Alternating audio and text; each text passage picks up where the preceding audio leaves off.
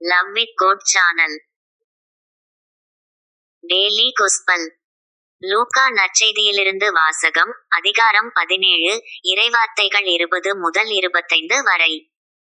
இறையாட்சி எப்போது வரும் என்று பரிசேயர் இயேசுவிடம் கேட்டனர். அவர் மறுமொழியாக, இறையாட்சி கண்களுக்கு புலப்படும் முறையில் வராது. இதோ இங்கே, அல்லது அதோ அங்கே எனச் சொல்ல முடியாது.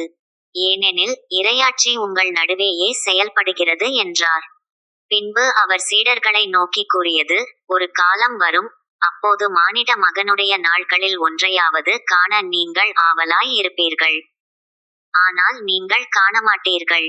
அவர்கள் உங்களிடம் இதோ இங்கே, அல்லது அதோ அங்கே என்பார்கள். ஆனால் நீங்கள் போக வேண்டாம், அவர்களை பின் தொடரவும் வேண்டாம்.